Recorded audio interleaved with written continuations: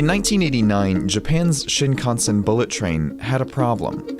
It was fast, really fast, like pushing 170 miles per hour fast. But every time it exited a tunnel, it was loud. The noise was coming from a variety of sources, but whenever a train sped into a tunnel, it pushed waves of atmospheric pressure through the other end.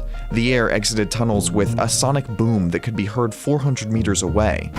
In dense residential areas, that was a huge problem. So an engineering team was brought in to design a quieter, faster, and more efficient train. And they had one secret weapon. Eiji Nakatsu, the general manager of the technical development department, was a bird watcher. Different components of the redesigned bullet train were based on different birds. Owls inspired the pantograph. That's the rig that connects the train to the electric wires above. Nakatsu modeled the redesign after their feathers, reducing noise by using the same serrations and curvature that allow them to silently swoop down to catch prey.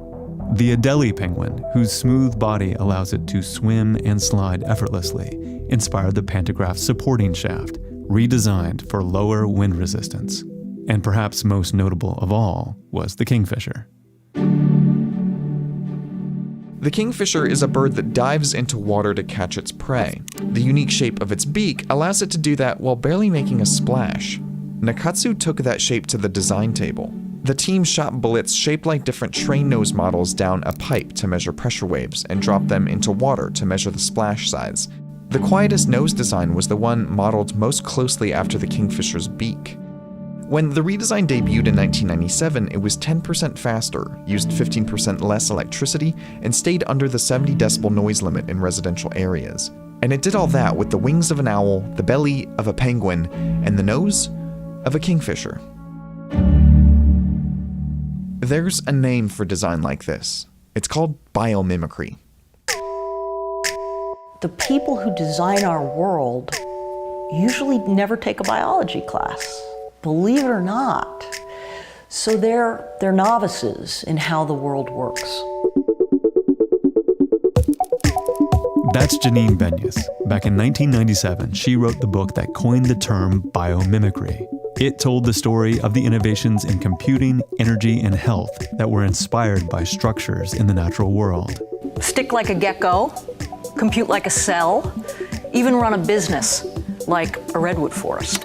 Benyus has since worked as a consultant for various companies, trying to get them to understand how to take design ideas from nature.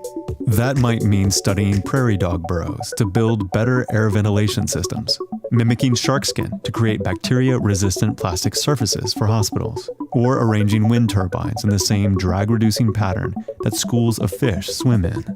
Designers get inspiration from a lot of different places, but Benyus thinks many of them could benefit from looking more at the natural world. So there's a lot of sort of looking at what other people have done, and what they do is they look at all the others, and they get ideas. They literally do, a lot of designers have lots of magazines that they look through. They tear those out and they put them on inspiration boards. But they're looking at other human technologies. Her idea was simple. Designers should get in the habit of bringing a biologist to the table and let them help solve problems by mimicking nature.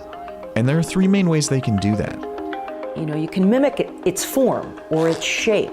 You might create a paint for a building that when it dries, it's got the same structure as self-cleaning leaves.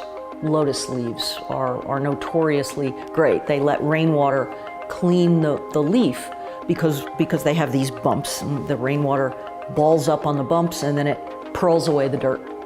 So that lotus effect is physical, and you can create a physical structure on the outside of any product. Imagine that on the outside of your car. Rainwater would clean your car. So that's mimicking form. But there's also mimicking process, the processes in the natural world. It might even be, how you mimic how ants communicate in order to efficiently find sources of food or new places to live. And those processes, that self-organization, has been mimicked in software. In things like autonomous cars and how they're going to move in flocks through the city by talking to one another. That's mimicking nature's process.